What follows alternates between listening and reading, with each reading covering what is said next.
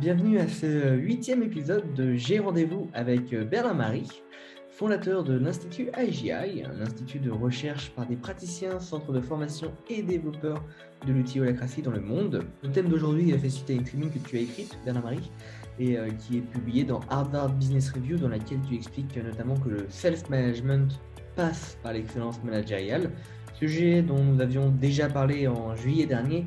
Et le sujet était vraiment si dense qu'on a décidé en fait d'organiser cette deuxième édition. Alors un mot pour commencer, Bernard-Marie? Ravi en forme et ravi après ces vacances, de rentrer dans cette matière que j'adore.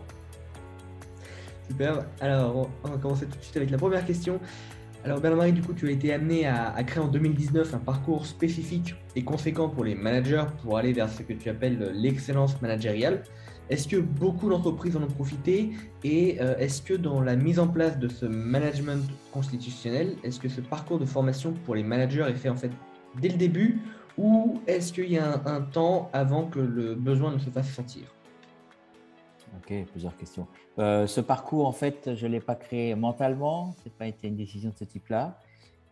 C'était juste que je l'ai construit pour répondre à un besoin d'organisation cliente que nous avons accompagné. Je pense à Winpharma, je pense à Scarab et Biocop, je pense à Arcadie, je pense à Zappos. Donc, tout ce qu'on a pu apprendre à travers ces entreprises et d'autres, et les limites, en fait, je me suis rendu compte que nous sommes tous rendus compte que les managers étaient en perte de repères, certains étaient même en crise d'identité et ils avaient du mal. Alors, je pense qu'on en a parlé la dernière fois, donc je ne vais pas revenir là-dessus, surtout que j'ai fait des vidéos là-dessus sur YouTube, mais ils avaient du mal à poser leurs repères dans cette nouvelle configuration avec un management constitutionnel de type holacratie.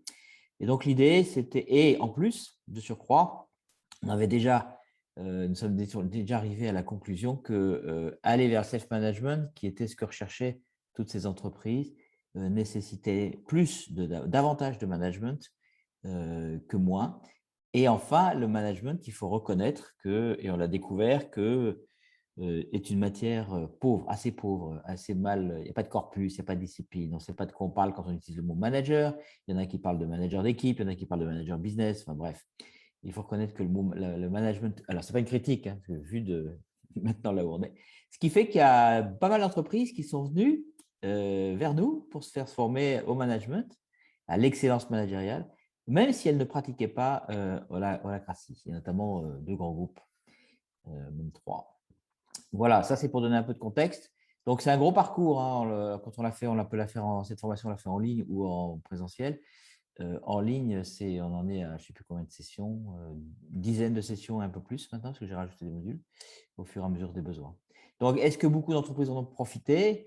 Winpharma, Scarabée, Arcadie, Nolens, Canteo, EcoCompteur, Empowerment Media, un grand groupe dans le laboratoire pharmaceutique, Sanofi, Pure, etc. Et puis bientôt Indigo, et puis l'atelier du laser. Voilà, donc puis j'en ai oublié. Donc, on va dire une quinzaine d'entreprises. Dernière question que tu as posée, est-ce que ce parcours de formation pour les managers est fait au début? C'est effectivement, d'abord, on peut se former à cette formation sans pratiquer Holacracy et les managers peuvent en avoir besoin. En tout cas, c'est ce que nous ont révélé les 2-3 expériences qu'on a eues sur le sujet. Deux, pour les entreprises qui adoptent Holacracy, le plus tôt est le mieux. Le plus tôt est le mieux parce qu'on voit bien que le manager, le leader de cercle, a un rôle important dans l'accélération ou la facilitation de cette transformation vers le self-management, ou au contraire, peut être un frein important dans ce même voyage de transformation. Merci. Et donc justement, est-ce que du coup c'est fait pour toutes les entreprises? Est-ce pour toutes les entreprises? C'est une question qu'on a reçue de Martine. Ouais, c'est une bonne question qu'on me pose souvent. Est-ce que le management est fait pour toutes les entreprises? Non, enfin, c'est pas l'objectif, c'est pas de. On n'a pas défini nos offres par rapport au marché des entreprises. En fait, on a marché dans l'autre sens. On a une passion et on est depuis très longtemps persuadé qu'il est indispensable, pour plein de raisons que je ne vais pas développer, il est indispensable de travailler le terrain. Après avoir travaillé sur l'accompagnement, la co-création, l'intelligence collective, le coaching, il est indispensable de travailler sur le terrain. Et le terrain, c'est-à-dire un peu comme en permaculture. En permaculture, j'ai un fils qui fait ça, il ne s'inquiète absolument pas des fruits et des légumes qui sont magnifiques. Et en fait, les fruits et les légumes qui sont magnifiques ne sont juste que la conséquence de tout le soin qu'il porte à la terre. Et donc, du coup, juste de reconnaître que le système managérial, qui date maintenant, même s'il a évolué, mais peu sensiblement, sans aucune rupture, ben, il n'est probablement pas le meilleur terrain. Il a pas mal d'handicaps, il a des avantages et pas mal d'inconvénients, notamment avec ce lien de subordination, enfin plein de choses de ce type-là, qui fait qu'il est temps, à mon avis, à notre avis, de revoir ce terrain de jeu, de revoir la structure de pouvoir, de réinventer le pouvoir, de réinventer la puissance et de créer un terrain favorable à l'empuissancement de chaque personne, sachant que pendant des années, quand j'étais manager, j'ai rêvé, comme beaucoup, d'empowerer mes collaborateurs, ce qui est un non-sens, parce qu'à partir du moment où j'empower mes collaborateurs, ça veut dire qu'ils ont besoin de moi pour être empowerés, ce qui va exactement à l'inverse de ce qu'on veut, donc ça n'a pas de sens. Si vraiment on veut être cohérent avec le self-management, la question de fond, pour nous, fondamentale, il n'y a pas que ça, mais fondamentale, qui n'était pas abordée, c'est comment est-ce qu'on crée un terrain favorable, une structure de pouvoir, une structure organisationnelle favorable pour que les personnes puissent s'empuissancer toutes seules, à leur rythme, sans aucune ingérence. Alors, est-ce que c'est pour toutes les entreprises? Bah non, j'en sais rien. Moi, c'est pour les entreprises, en tout cas, qui viennent de voir, il y en a pas mal. Mais maintenant, pour répondre autrement à la question, je ne vois pas de limite, en fait. Toutes les entreprises n'ont pas nécessairement besoin de passer par là. J'ai quelques noms en tête. Et en même temps, n'importe quelle entreprise qui aurait envie d'aller dans ce sens-là, je ne vois pas de limite. On a accompagné des entreprises de taille très différentes, de secteurs d'activité très différents, dans le domaine public, dans le domaine privé, dans le domaine associatif, dans le domaine de l'économie sociale et solidaire, et des tailles vraiment, vraiment variées. Donc, je ne vois pas de limite. À partir du moment où il y a plusieurs personnes qui travaillent au service d'une raison d'être, au service d'une mission, pour une entreprise, une association, un collectif, une collectivité territoriale, à ce moment-là, l'outillage, le framework, Holacracy est tout à fait approprié. Et du coup, on n'échappe pas à la case management, je ne crois pas. J'y crois pas. J'y crois pas alors que j'étais le premier à rêver de ça. Et j'y crois pas parce que j'ai eu la preuve du contraire à plusieurs reprises. Depuis 12 ans que je pratique ce sport. Voilà. Et du coup, quel retour as-tu de managers justement qui ont participé à cette formation quant à leur façon de manager leurs collaborateurs? Est-ce que tu as des exemples de transformation justement à nous raconter? Oui, en général, pendant cette formation, il y a beaucoup je crois d'ailleurs qu'il y a des vidéos que tu pourrais passer de témoignages qui seraient mieux que moi, de témoignages de gens qui ont suivi cette formation. Donc, il y a effectivement beaucoup de retours qui varient selon les personnes.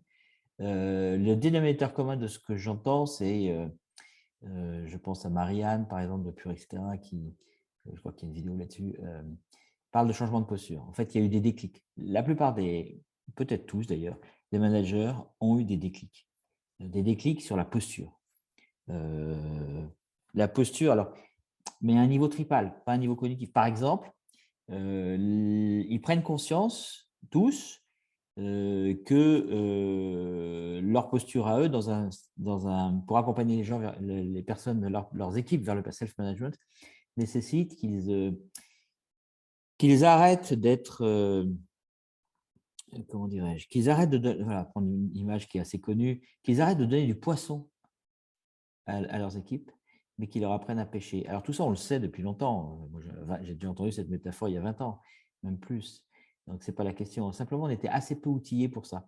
Donc, d'une part, ils l'ont compris dans les tripes, pas mentalement, parce qu'ils savaient ça mentalement, mais ils ne l'avaient jamais vécu dans les tripes, ils ne voyaient pas le sens, en regard du décentrage qu'ils ont pu avoir à travers cette formation sur le centrage sur l'autre, sur la personne qui a besoin d'être accompagnée pour aller vers self-management, à son rythme et selon sa demande.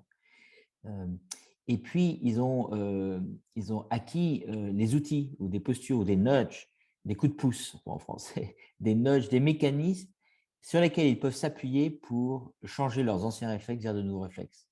Et tout ça en accompagnement de leur identité managériale. En fait, le manager a deux objectifs, deux asymptotes, deux finalités lorsqu'on est dans un environnement de self-management, qui est d'une part la création sur l'aspect management RH, management d'équipe, ben, ça se transforme en créateur de leader. Créateur de leader. Et il y a beaucoup de managers qui ne sont pas du tout dans ce trip-là, qui sont plutôt des mamans, des gens, je prends maman parce qu'il y en a qui s'est traité de maman hier dans une autre formation, des gens qui prennent soin et qui s'occupent de leurs collaborateurs, y compris même avant que le collaborateur fasse une demande. Et ça, ce n'est pas bon.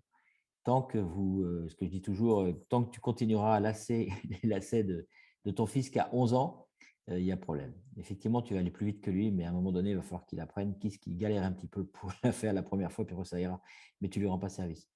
Donc, en fait, comment est-ce qu'on passe d'une identité pas forcément très claire à une identité de création de leader et comment on s'outille à la fois en termes de posture et de nudge pour y arriver. Et puis la deuxième chose, que souvent je suis effaré, mais il y a beaucoup de gens qui parlent de management, ils ne voient que la partie RH, il n'y a pas que ça. Et le business alors. Et le business, n'importe quel service, n'importe quel département, que ce soit la R&D, que ce soit la production, les ventes, la RH, l'informatique, tout ça, c'est des business. C'est des business peut-être au sein de la même organisation et pas externalisés, mais c'est des business. Ils doivent créer de la valeur, plurielle, bien sûr. Et donc, le manager, c'est aussi celui qui doit créer de la valeur, plurielle, et créer une culture de création de valeur. Oui, ça fait partie du management. C'est même peut-être ce qui est attendu en premier au niveau du management, si on reprend un peu de recul. Donc, on met de la clarté sur tout ça. Et en fait, il y a effectivement ces deux postures, ces deux recherches, qui est à la fois de créer des leaders et à la fois de créer de la valeur. Et donc, finalement, de créer des leaders créateurs de valeur plurielle. Et on met des termes clairs. On confronte chacun par rapport à son identification professionnelle et en l'équipe. On le fait jouer plein de jeux de rôle pour qu'il puisse sentir la nouvelle posture et puis on lui apprend pas mal d'outils qui vont l'aider au quotidien. Et puis après en plus, pendant cette formation, quand on l'a fait en distanciel, enfin en ligne, c'est mieux parce que ça s'étale dans le temps. On étale les 10 sessions sur 2 mois, par exemple, ce qui permet d'avoir un plan d'action et de faire une formation action en même temps, puisqu'on les met en mouvement. Alors, on le fait aussi en présentiel, mais c'est plus agréable en distanciel parce qu'il y a du temps. Le temps joue pour nous et les gens peuvent commencer à mettre en pratique et se mettre en mouvement plus facilement. Et donc, en même temps, surtout quand on fait ces formations en privé, c'est souvent en privé, même s'il y en a une tout public qui est sur le site, mais alors c'est un ensemble de managers et du coup, ils peuvent se faire un plan. Et ce que j'observe systématiquement, alors que ce n'était pas voulu au départ, c'est que le corps managérial va se constituer et qu'après ce parcours de formation, finalement, ça aura servi de tremplin à quelque chose qui va continuer à vivre et à perdurer, où ce corps managérial, cette communauté de managers, va continuer à vivre, à s'entraider, à se faire du codev, à progresser ensemble, et puis aussi à pouvoir onboarder, former les nouveaux managers. Ça, c'est vraiment assez impressionnant. Donc, cette formation participe à créer ce corps managérial, participe à créer un référentiel managérial applicable à tous. Ça ne veut pas dire que les managers ne peuvent rien faire d'autre en plus, bien sûr, mais au moins, il y a un tronc commun. Il y a une culture managériale qui s'installe, une culture managériale constitutionnelle, pour aller vers le self-management, pour aller vers une entreprise qui manifeste davantage son potentiel de création de valeur plurielle, donc ce qu'on appelle, nous, la raison d'être, mais pas au sens de la loi Pacte, la raison d'être évolutionnaire. Et justement, pour développer un peu le sujet du comment, on a une question de Stéphanie. Comment accompagner donc, la transition entre le fonctionnement classique des entreprises et la mise en place d'altruisme et de responsabilisation conjointe dans les organisations, si tu veux creuser ce sujet? Oui, c'est un sujet passionnant et il faudrait des heures et des heures. Mais quelques points de repère qui me viennent là tout de suite et qui me semblent essentiels. Je pense que le premier, c'est de clarifier la vision de l'homme avec un grand H. Donc, sujet sous-jacent, c'est les croyances. Dans toute entreprise, chacun a ses croyances personnelles et dans une entreprise, il y a des croyances collectives. Le corps social a des croyances collectives et souvent, ces croyances collectives ne sont pas explicites.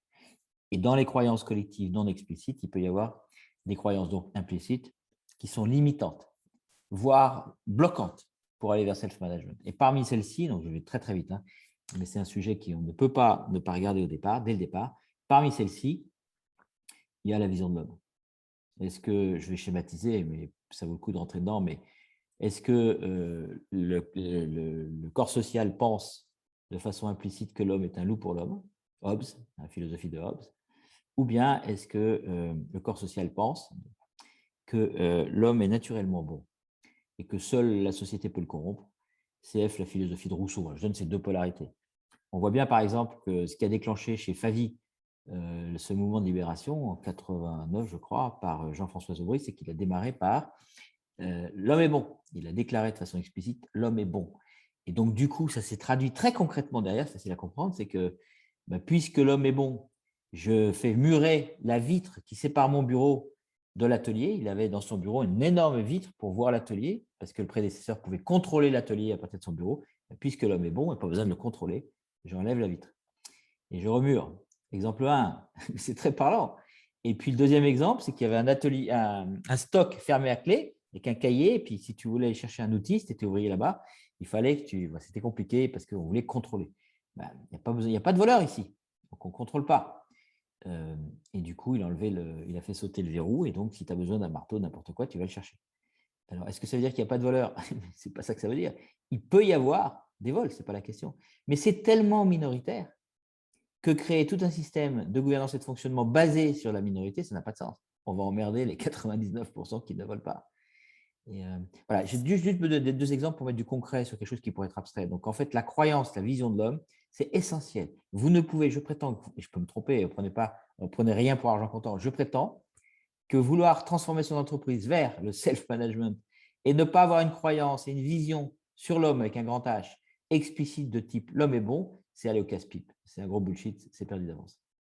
Parce que derrière, il y a la confiance. S'il n'y a pas la confiance, il n'y aura rien. Enfin, pour ça, c'est un point vraiment important. Le deuxième, c'est d'avoir une vraie raison d'y aller. Je ne parle pas de la raison d'être de l'entreprise, hein, parce que ça, il y en a toujours une. La question, c'est juste de l'identifier, de la révéler. Je parle de la raison d'être du changement. Et quand je parle de raison d'être de changement, que je discute avec des dirigeants, ils me disent, au début, quand je leur pose la question, ils me disent, bah oui, on veut responsabiliser. Un peu la même question que celle que vous avez posée, Stéphanie. On veut responsabiliser, on veut devenir altruiste parce qu'ils ont lu le bouquin d'Isaac Gates et Laurent Marbecher, etc., etc. Donc, ils reprennent des mots intellectuels qu'ils ont lus dans la presse, mais je ne parle pas de ça. Quelle est la raison d'être tripale? Quelle est la raison d'être profonde? Dans tes tripes à toi, dirigeant, qui est la source de l'entreprise, c'est quoi, fondamentalement, ce qui est l'énergie tripale profonde qui te fait vouloir changer absolument? Et j'accompagnais il n'y a pas très longtemps une entreprise très forte, grosse croissance, 15 ans, grosse croissance dans le domaine du digital, 150 personnes, et qui est encore en croissance, une grosse croissance. Et puis je demande au patron, mais pourquoi tu t'embêtes? Tu es en forte croissance, tu es rentable, l'équipe va bien, super pêche et tout, belle culture. Qu'est-ce que tu t'embêtes à passer en management constitutionnel? Alors lui, il visait la classe. Et il me répond au début, voilà, les trucs convenus. Et puis je creuse, je lui dis, est-ce que tu m'autorises à creuser, qu'on aille plus loin? Et puis au bout d'un quart d'heure, il est tombé en pleurs. Il est tombé en pleurs, ça veut dire qu'il faut pleurer à chaque fois. Mais lui était hypersensible, donc il a pleuré. Et puis c'est parce qu'il a contacté la raison profonde et tripale pour laquelle il voulait changer. C'est qu'en fait, quand il a démarré cette entreprise, il était 5 au début, et c'est des créatifs fous dans cette culture de société par rapport à leur métier. À chaque fois qu'il y avait une nouvelle initiative, il y en a un qui l'a lancé à la volée, et puis tout le monde attrapait, soit il est jeté immédiatement, soit tout le monde s'y collait. Et puis quand il me dit, mais maintenant que je suis en 150, je me rends compte quotidiennement qu'à chaque fois qu'il y a une super initiative qui est lancée, qui est vraiment essentielle et vitale pour l'avenir de notre entreprise et nos clients, notre communauté, je me rends compte qu'il y a X, Y et Z qui ne sont même pas au courant alors qu'ils sont essentiels. Pourquoi? La faute à problème de communication. Le problème de communication, vous le savez, est une conséquence du design des organisations conventionnelles. Ça n'a pas été fait comme ça, mais Fayol Taylor, ils étaient dans un autre monde et ce qu'ils ont pondu, qui a créé de la valeur, qui a apporté beaucoup de choses ces dernières décennies, a une grosse limite, c'est les problèmes de communication. Posez la question à n'importe quelle entreprise conventionnelle. Quels sont les défis endémiques, chroniques que vous rencontrez? Arrive en numéro 1 tout le temps. Je l'ai fait pendant 30 ans tous les jours. Les problèmes de communication. Oui. Mais du coup, ce problème de communication, il est lié à un mode de fonctionnement, un mode d'exercice du pouvoir, une structure de pouvoir. Vous changez ce système opératoire, cet operating system, si on fait une métaphore avec l'informatique, Et puis, évidemment, cet effet négatif va disparaître. Il peut y en avoir d'autres, il peut y avoir des angles morts, bien sûr, mais cet effet-là disparaît. Donc voilà, et une fois qu'il a contacté ça, je l'ai emmené sous le bras pour qu'il aille raconter ça à toutes les troupes. Et là, il était dans le parler vrai. Il n'y a pas besoin de préparer un speech vachement bien fait avec un mission statement, tout ce que vous voulez. Pas du tout. Il a parlé vrai, comme il m'a parlé à moi. Et les gens, ils sont sensibles au parler vrai. Ils savent quand c'est du bullshit, pas du bullshit. Ça résonne pour eux. Il y a un ressenti qui résonne. Et là, on a gagné parce que d'une part, il a embarqué tout le monde. Et d'autre part, il a découvert, révélé une énergie colossale. Et on a besoin de cette énergie pour tenir dans la durée dans ce programme de transformation qui n'est pas un truc qu'on fait en 5 minutes, qui est un voyage pluriannuel. Donc ça, c'est le deuxième gros sujet. Donc, un, les croyances sur la vision d'homme, pour moi, c'est essentiel. Et puis deux, regarder tous les systèmes dans lesquels on n'est pas clair sur le sujet, ça patauge, que ce n'est pas permis. Regardez ce qui se passe en ce moment au-delà de l'échelle des organisations. Et puis le deuxième, c'est ça la raison d'être tripale. Après, un troisième, il y en a plein d'autres, hein, mais un troisième, c'est la mise en mouvement du management. Souvent, le management voit d'un mauvais œil ce genre de transformation parce qu'il comprend, à travers les lectures qu'il peut faire dans la presse, d'articles souvent publiés par des gens qui ne connaissent pas le management pour jamais l'avoir été, que le manager va perdre en pouvoir. Ce qui est entière, enfin, si on parle de management constitutionnel, hein, c'est entièrement faux. En fait, il ne perd pas en pouvoir puisqu'on change la nature du pouvoir. On passe d'un pouvoir illusoire et limité, en quantité limitée, et qui leur fait croire d'ailleurs que puisque le pouvoir est une énergie constante, limitée, si je commence à distribuer mon pouvoir, si j'avais 100, je vais en avoir moins après. C'est compréhensible dans ce modèle mental. Sauf que le modèle mental du management constitutionnel est complètement différent. On n'est pas sur un pouvoir sûr. On n'est plus sur la notion de pouvoir sur une équipe ou sur la notion de pouvoir sur une fonction, R&D ou je ne sais pas quoi. On est sur autre chose. Le pouvoir d'agir, le pouvoir de créer. Une autorité, une autorisation, une permission explicite pour créer de la valeur. Et Louis, tu peux peut-être passer une super vidéo là-dessus. Et ça change tout. Donc, il n'y a plus de précaré. C'est fini. On passe autrement. Il n'y a plus de précaré. Tu as des autorisations à travers les rôles que tu as pour créer de la valeur. Et tu as nos limites. Nos limites, les seules limites que tu as, elles sont forcément explicites. Donc, c'est un changement de paradigme. Et les gens mettent un temps fou, d'ailleurs, à comprendre ce que je viens de vous dire en 3 secondes. C'est pour ça que je vous en recommande, pour ceux qui percutent là-dessus, de regarder la vidéo. J'ai fait une vidéo de 12-15 minutes sur le sujet qui précise davantage ça. Ça change tout. Donc, c'est important d'avoir un espace que moi, j'appelle mise en mouvement du management, direction management. Hein. J'appelle mise en mouvement qui est significatif. Hein, lorsqu'on le fait en digital, si on parle de 8 sessions de 3 heures, si on le fait en présentiel, un peu de contenu en amont, et puis ensuite, il y a au moins 2 journées pleines sur ce sujet-là, pour avoir une chance de leur présenter les choses et qu'ils les vivent surtout, et surtout pour avoir une chance de répondre à leurs objections. Donc, on crée un cadre sécuritaire, bien sûr, qui fait que les gens se sentent à l'aise pour dire moi, je n'ai pas envie de perdre mon pouvoir. Et OK, c'est faire, normal. Et du coup, ça nous permet de rentrer vite dans le contenu. Si le management ne comprend pas ça, c'est même pas la peine d'y aller. C'est même pas d'y aller. Évidemment, si le management comprend ça, et en fait, on répond assez facilement à toutes leurs objections, ceux qui viennent de voir, c'est facile à comprendre, c'est parce que maintenant, on a un outil un peu sérieux pour faire le management. J'ai beaucoup de compassion pour tous les managers. C'est un job que je ne referai plus jamais, je l'ai fait souvent, avec les peu d'outils qu'on pouvait avoir avant. Et après, une fois que tout le monde est embarqué au niveau du management et a envie d'y aller, on les freine et on leur dit attention, même si vous auriez le pouvoir légalement de le faire, ne faites rien sans vérifier que vos collaborateurs veulent y aller. Essentiel. Donc, il ne s'agit pas pour toi, manager, de faire une communication comme tu as l'habitude de le faire, un grand soir, un kick-off, tout ce que… Non, il s'agit plutôt d'aller voir les collaborateurs par petits groupes, hein, par petits ateliers, de leur donner des biscuits, le minimum suffisant pour qu'ils puissent se faire une opinion. Et là, on ne peut pas leur présenter un truc comme holacratie ou management constitutionnel de la même façon qu'on a pu le présenter aux managers, tout simplement parce qu'ils n'ont pas de vécu managérial. Donc, il faut l'aborder autrement, ce n'est pas facile. Parce qu'on leur demande de se positionner sur un truc qui est le management qui leur échappait. Ce n'est pas un truc qu'ils faisaient. Une fois qu'on leur a donné suffisamment de biscuits, ensuite, on leur demande leur avis. On leur demande leur avis, on leur demande leur opinion. On leur demande d'abord est-ce qu'ils comprennent la nécessité de changer. En gros, est-ce qu'ils ont bien compris le dirigeant qui leur a expliqué la raison d'être tripale. Oui, non, c'est intéressant de savoir ça. Puis après, deuxième question, compte tenu de l'entreprise, est-ce que tu penses que cet outil management constitutionnel de type holacratie est nécessaire pour que l'entreprise puisse se pérenniser, se développer dans l'avenir? Et puis, troisième question, toi, perso, si tu as l'outil là, tu penses que ça va te faciliter la vie pour faire ton job ou pas? Et puis, dernière question qu'on pose, c'est est-ce que tu vois des risques? Et nous, on dit que si on est sur la deuxième question, la première question, sur la deuxième et la troisième question, c'est-à-dire est-ce que cet outil a du sens pour l'entreprise et est-ce que toi, tu vois un intérêt perso pour mieux faire ton travail? Si on n'a pas 80-90% sur ces deux questions, il est urgent de ne pas y aller, même si le management est emballé. Il est urgent de ne pas y aller. Et c'est plus proche de 90 que 80%. Alors après, quand on est entre les deux, on voit, on regarde un peu. Le sondage était anonyme, bien sûr, sinon. Et après, on regarde. Et puis... Donc ça, c'est une étape essentielle. Et puis, la dernière étape, je ne veux pas faire tout parce qu'il y en a, c'est long, hein, mais la dernière étape, c'est avant de se lancer, se préparer. Et si vous allez en management constitutionnel, ça nécessite de passer un peu de temps. Ce n'est pas perdu. Plutôt que de se lancer tout de suite dans les facilitations de cercle, comme je vois trop souvent, de prendre un peu de temps pour bien préparer la structure, ce qu'on appelle la structure initiale, c'était de définir l'ensemble des rôles. Définir l'ensemble des rôles, préparer les gens, minimum de formation, préparer les facilitateurs surtout, préparer l'ancrage avec les statuts légaux, parce que ce n'est pas un processus d'intelligence collective, hein, c'est bien sûr, mais c'est bien plus que ça. C'est un outil d'exercice du pouvoir. Or, le pouvoir dans toutes les entreprises, il est déjà décrit à travers sa carte d'identité qu'on appelle les statuts. Et donc, il faut bien greffer cet outil, ce nouvel outil, sur les statuts d'entreprise. Donc, c'est ce que nous, dans notre jargon, on appelle l'encodage. C'est le plus important. De préparer les gens.